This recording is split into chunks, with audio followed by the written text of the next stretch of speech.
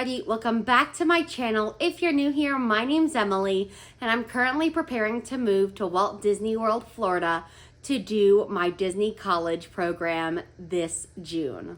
Before I start off this video, I want to say thank you so much for all of your likes and comments and messages that I got after posting my role reveal and my location reveal, which was my last video. If you haven't checked that out, finish this video and then go ahead and start that one. I will link it in the description box below, and I just want to say thank you from the bottom of my heart for following me along on this journey to the DCP.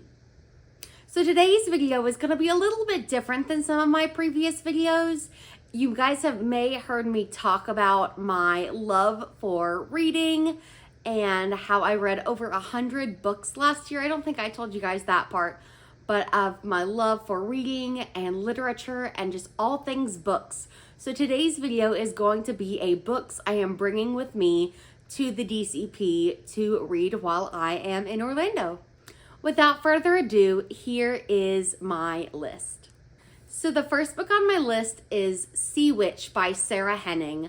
I am a huge Ursula fan. That might be the understatement of the century if you know me in real life. I am kind of obsessed with Ursula, and this book is like a Disney retelling of her backstory of Ursula. The summary on the back says, ever since her best friend Anna drowned, Evie has been an outcast in her small fishing town, a freak, a curse, a witch. Then a girl with an uncanny resemblance to Anna appears on the shore, and though the girl denies it, Evie is convinced that her best friend survived. And as the two girls catch the eyes and the hearts of two charming princes, Evie believes that she might finally have a chance at a happily ever after. But her new friend has secrets of her own.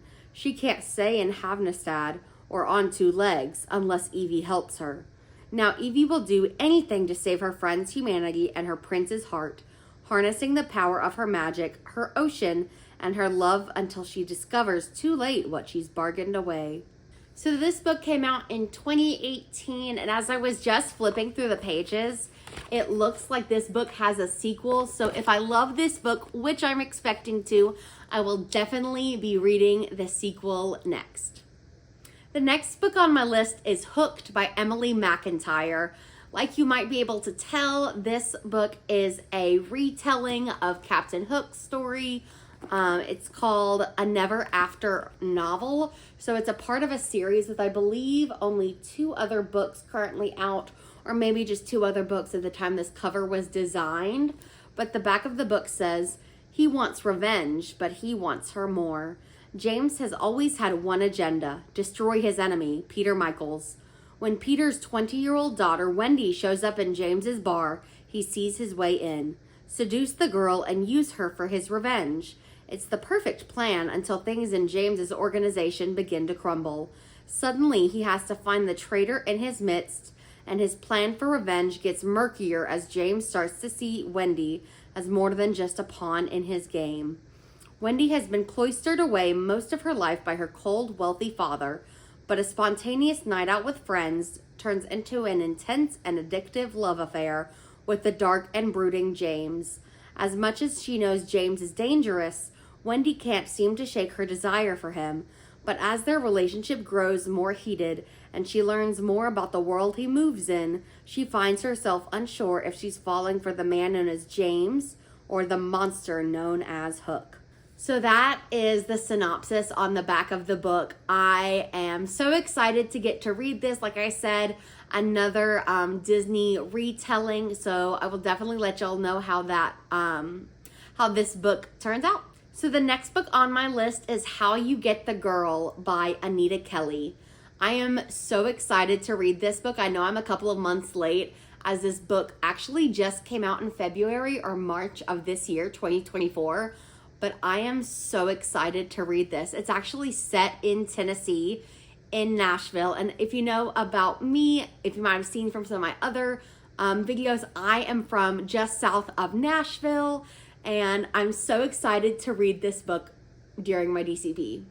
Love takes center court in this delightful will they or won't they sapphic sports rom-com when a smart-mouthed junior joins East Nashville High's basketball team. Coach Julie Parker's ready for the challenge. What she's not prepared for is the teen's new foster parent, a super hot ex-WNBA baller and the star of Julie's fantasies. Julie knows the cool and confident Elle Cochran is way out of her league, but despite being completely tongue-tied around her, somehow Julie persuades Elle to step in as her assistant coach. Elle has not been on a court since her career-ending injury, but she can't seem to resist Julie, who is just as adorable as her nervous babbling. Maybe because being around her makes Elle feel sparks for the first time in a long while, which is why she offers to help when Julie reveals her lifelong insecurity about dating and how she wishes she could practice it, like sports.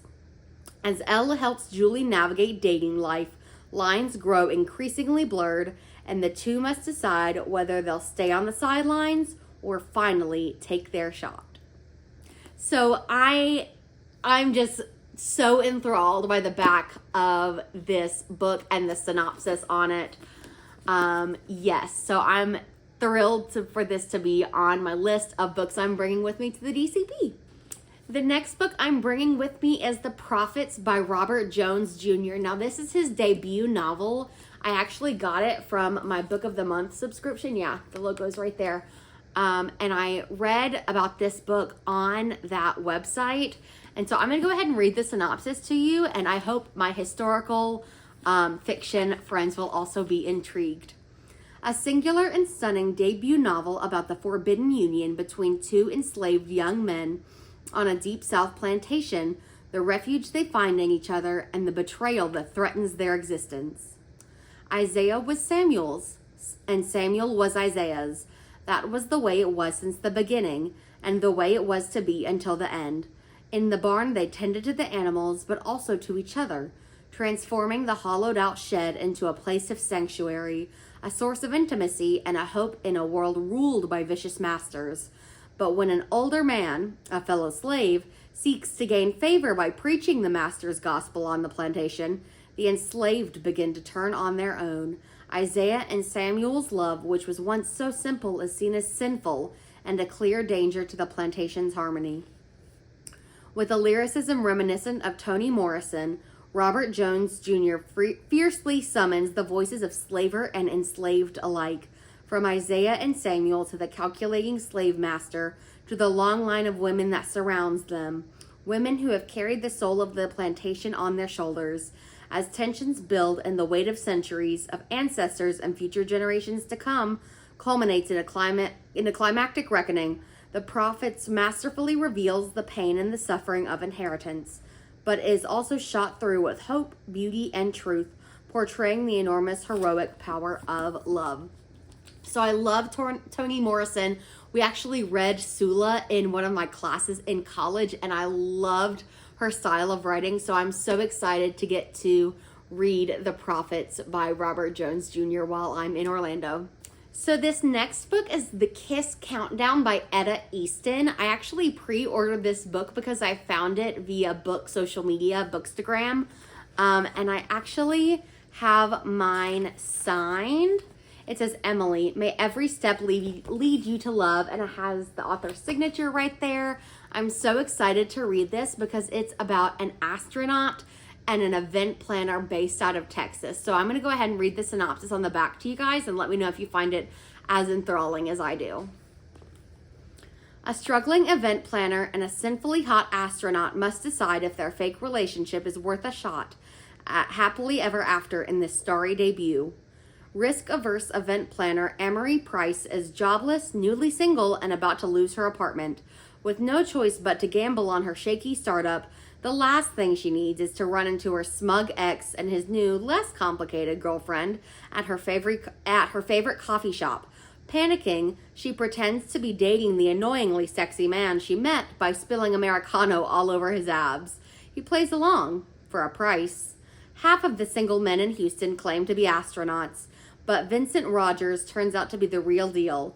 What starts as a one-off lie morphs into a plan. For the 3 months leading up to his mission, Amory will play Vincent's doting partner in front of his loving but overly invested family. In exchange, she gets a rent-free room in his house so she can put every penny towards her struggling business. What Amory doesn't plan for is Vincent's gravitational pull. While her mind tells her a future with this astronaut is too unpredictable, her heart says he's exactly what she needs. As their time together counts down, Amory must decide if she'll settle for the safe life or shoot for the stars. You guys, all of the puns and the play on words at the end of that have made me so excited to read this book. Like you may have heard in my little spiel I just did, this is also Etta Easton's debut novel. So I'm so excited to get to read this book and find out more of her writing style. So the last two books on my list are YA. I know most of my books that I've talked about so far are contemporary romance for adults, but these last two are definitely YA. And this one is Far From the Tree by Robin Benway. So quite honestly with y'all, I picked this up in Barnes & Noble because I loved the cover. Look how beautiful it is. Fall is definitely my favorite season, and it gives all of the fall vibes. So the summary on the back says, Grace, Maya, and Joaquin are siblings who are unaware of one another's existence until Grace gives up her own child for adoption and feels compelled to seek out her biological family. Maya, Grace's loudmouthed younger sister, is quick to search for traces of herself among her bio siblings, but she's not sure whether it is that she belongs. And Joaquin, their stoic older bio brother, never found a family. In Joaquin's life, there are no heroes, and secrets are best kept close to the vest where they can't hurt anybody but him. Can these strangers conquer their fears, share their hearts, and trust in each other enough to become a family? Y'all, this makes my heart just, I don't even have any words for this. This just seems like such a sweet book, and I'm so excited to get to read it.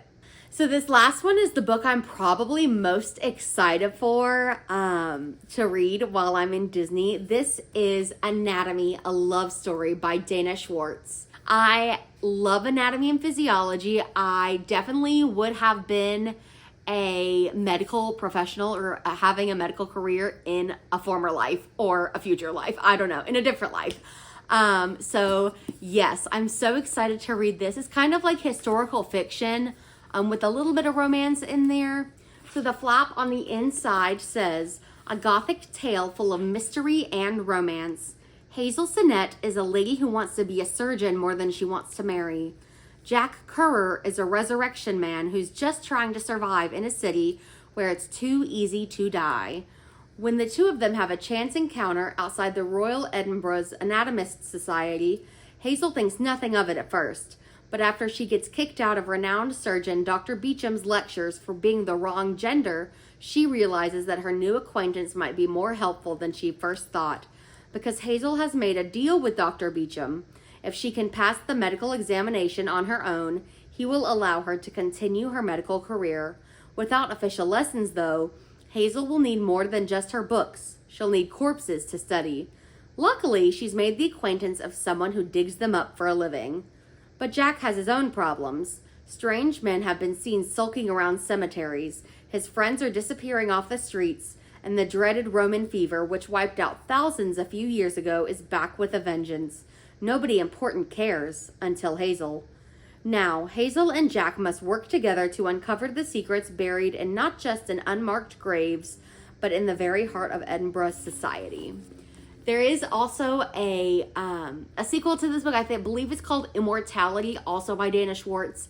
And I'm so excited to read that as well that I've already purchased it, which I don't normally do, but I just know I'm going to love this book. So that is it for today's video, you guys. Thank you so much for tagging along my books I want to bring to the DCP video. If you liked this BookTube video, BookTube meets DCP video, go ahead and comment that down below. I would love to share more of my book YouTube life with you guys while I'm doing my Disney College program and also afterwards. If you got all the way to this point in the video, go ahead and comment a book emoji down below. Thank you guys so much for watching. Don't forget to like and subscribe to my channel for all of the content that will be coming soon. And click that little bell button so you don't ever miss a video that I post. I'll see you guys in the next one. Bye.